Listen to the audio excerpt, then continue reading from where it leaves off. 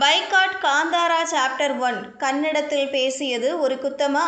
சர்ச்சையில் சிக்கிய காந்தாரா இயக்குனர் ரிஷப் ஷெட்டி இயக்கி நடித்துள்ள காந்தாரா சாப்டர் 1 திரைப்படம் வரும் அக்டோபர் 2ஆம் தேதி கன்னடம், தமிழ், தெலுங்கு, ஹிந்தி மொழிகளில் வெளியாக இருக்கிறது. இப்படத்திற்கான ஹைதராபாத் ப்ரமோஷனின் போது நடிகர் ரிஷப் ஷெட்டி தெலுங்கில் பேசாதது பெரும் சர்ச்சையை ஏற்படுத்தியிருக்கும் நிலையில் சமூக வலைதளங்களில் படத்திற்கு எதிராக புறக்கணிப்பு பிரச்சாரம் கிளம்பியுள்ளது. ரிஷப் ஷெட்டி நடித்துள்ள காந்தாரா அத்தியாயம் 1 இந்த ஆண்டு அதிகம் எதிர்பார்க்கப்படும் படங்களில் ஒன்றாகும். கடந்த 2 ஆண்டுகளுக்கும் மேலாக இதன் தயாரிப்பு பணிகள் நடைபெற்று வந்த நிலையில் படம் அக்டோபர் 2ஆம் தேதி தியேட்டரில் வெளியாக உள்ளது.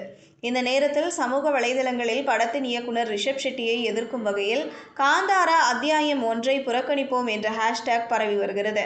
இதற்கு காரணம் பவன் கல்யாணின் லேட்டஸ்ட் படமான தே கால் ஹிம் ஓஜி கர்நாடகாவின் பல பகுதிகளில் குறிப்பாக பெங்களூருவில் வெளியாவதில் சிக்கல் ஏற்பட்டது.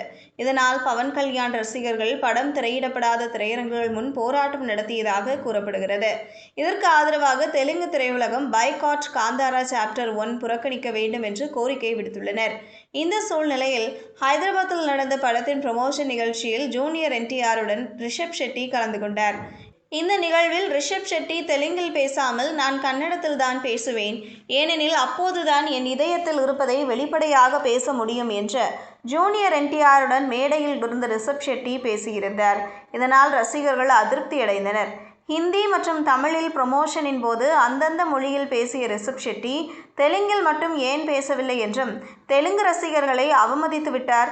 தெலுங்கு ப்ரமோஷனின் போது தெலுங்கு மொழியில் பேசாமல் கன்னட மொழியில் பேசி ரசிகர்களை அவமதித்துள்ளதாகவும், இதனால் காந்தாரா படக்குழு ரசிகர்களிடம் பொது மன்னிப்பு கேட்க வேண்டும் என்றும் ரசிகர்கள் கோரிக்கை வைத்துள்ளார்கள். மேலும் காந்தாரா படத்தை புறக்கணிக்க சொல்லி சமூக வலைதளங்களில் தெலுங்கு ரசிகர்கள் பாய்காட் காந்தாரா சாப்டர் 1 என்கிற ஹேஷ்டேக்கை ட்ரெண்டாக்கி வருகிறார்கள்.